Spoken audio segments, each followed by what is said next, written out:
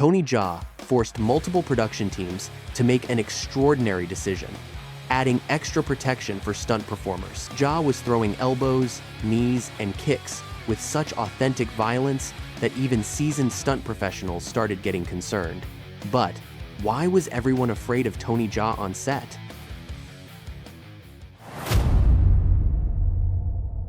There was a reason why Tony Jaa inspired an almost reverential level of respect and a fair amount of fear on set. In conventional action filmmaking, the first rule every actor learns is the pull punch, stopping the strike just short of the target to fool the camera without causing real impact. It is one of the most basic survival rules in the industry. Without that discipline, stunt performers get injured, insurance costs explode, and productions fall apart. Tony Jaa understood that technique. He used it whenever the shot explicitly required it. The problem was the margin. His execution speed was so extreme that the distance between a controlled strike and a full-force impact became dangerously small. Small enough that the Ong-Bak production team made a practical decision. Do not rely solely on his control. That is why the stunt performers wore hidden padding under their clothing. That is why wigs and protective layers became standard during contact scenes. That is why extra precautions were taken even during rehearsals. And the most shocking part? Even with protection, people still got hurt. Unlike many Hollywood action stars, Tony Jaa performed his own stunts with near total physical commitment. His background in Muay Thai, Muay Boran, and acrobatics gave his movements a level of realism that cameras were simply not used to capturing. Every elbow looked dangerous because it was launched with real mechanics. Every knee looked devastating because the body mechanics behind it were authentic. Every spinning kick carried genuine momentum. The violence looked real because, to a certain extent, it was real. That is what made Ong-Bak feel different from almost every martial arts movie that came before it. No wires, no CGI, no exaggerated camera tricks hiding fake contact. Just Tony Jaa moving at a speed and intensity that forced an entire production crew to adapt around him.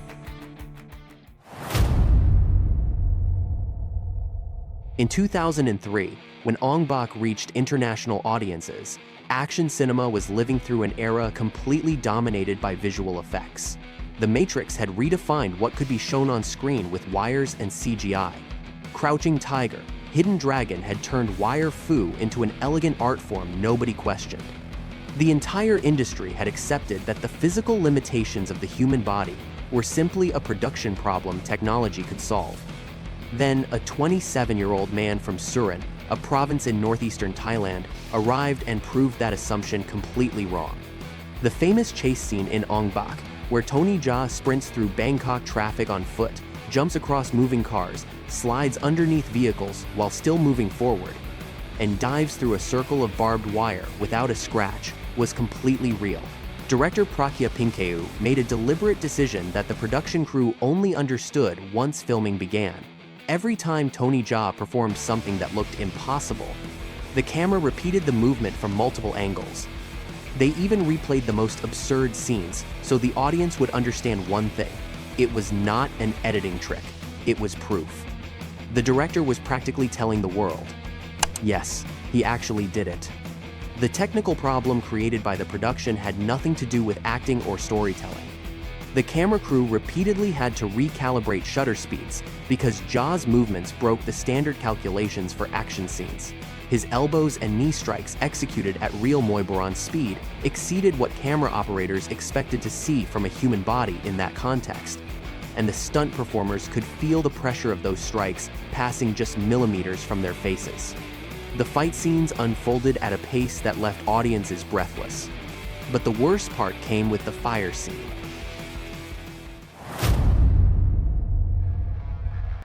In one sequence of Ong-Bak, Tony Jaa's pants caught on fire as part of the stunt. It was controlled until it wasn't.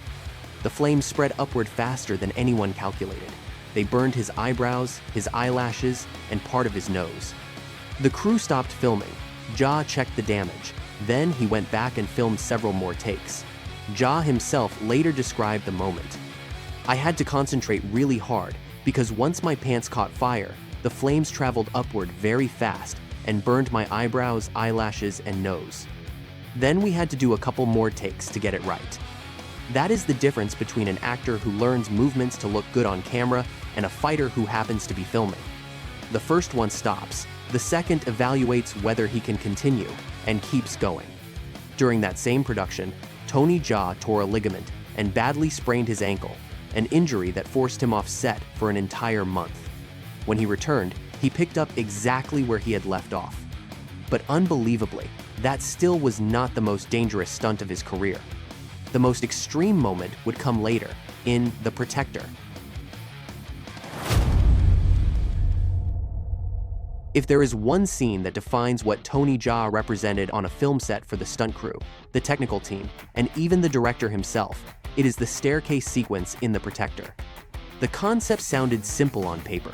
Jaa climbs 4 floors of a building, eliminating dozens of opponents along the way, all in one continuous take without cuts.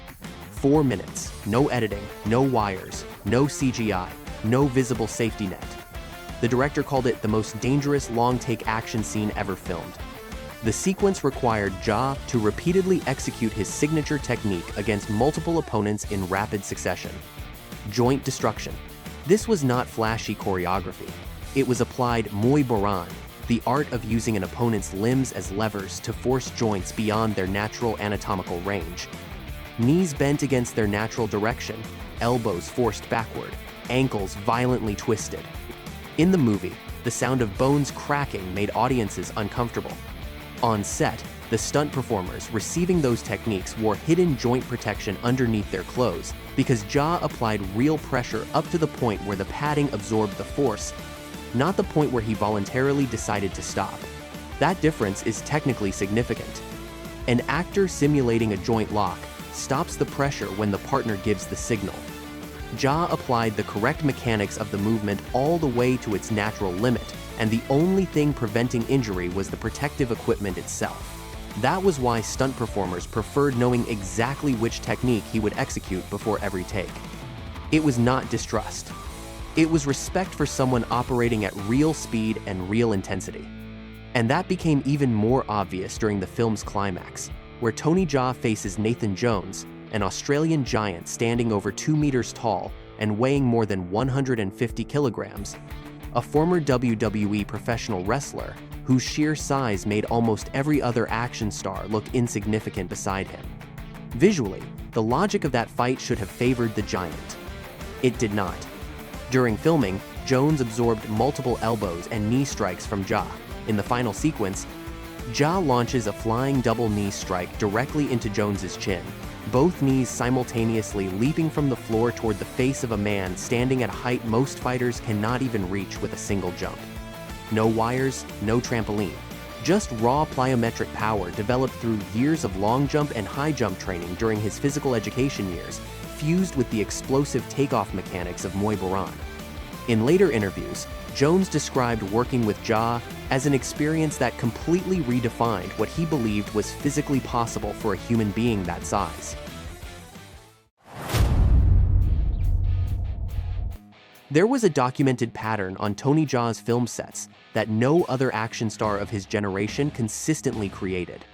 The first take of almost every fight scene was usually discarded not because Jaa made mistakes, but because the technical crew hadn't properly calibrated for the speed of his movements. Shutter speeds calculated for standard action actors proved insufficient. Camera framings designed to capture a conventional motion arc failed to keep him fully in frame. Camera operators positioning themselves to anticipate the trajectory of a strike would realize the strike had already passed before they could adjust the shot. The multi-angle system director Prakya Pinkau implemented in Ong-Bak, cutting to the same movement from 3 different perspectives, wasn't an artistic gimmick. It was a practical solution to a real technical problem. No single camera could reliably guarantee capturing the full movement of Tony Jaa on the first pass. So, they filmed the same motion simultaneously, from multiple angles, and selected whichever one captured it best. That wasn't an editing trick. It was evidence. In the action cinema environment of the 2000s, the line between martial arts actor and martial artist who acts was often blurry. Tony Jaa didn't blur that line. He made it impossible to ignore. He arrived on film sets not as someone who had learned martial arts choreography for movies, He arrived as someone who had spent 14 years working as a stuntman, who had trained Muay Thai since the age of 10, who studied Muay Boran for 4 years specifically for Ong-Bak, and who had fought professionally before the camera ever found him. The question of why everyone feared Tony Jaa on set has an answer that requires no speculation. The padded wigs in Ong-Bak were evidence. The staircase sequence in The Protector 5 take spread across 17 days was evidence. The protective padding hidden under the actor's clothes in every contact scene was evidence. The director's decision to film every movement from 3 simultaneous angles was evidence. The fire scene, where Jaa burned his eyebrows and eyelashes and still continued filming, was evidence. It was never fear of the character on screen.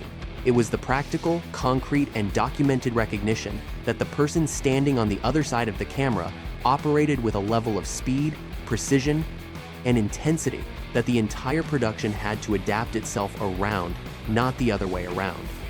That is what separates an actor who knows how to fight from a fighter who knows how to act. And on Tony Jaa's sets, nobody ever had to wonder which category he belonged to. Thanks for watching. Here's another video about a martial artist famous for his incredible action scenes, Adkins, where we break down his best fights in movies. Support the channel with your valuable like, share the video, and subscribe for more content like this. I'll see you in that video.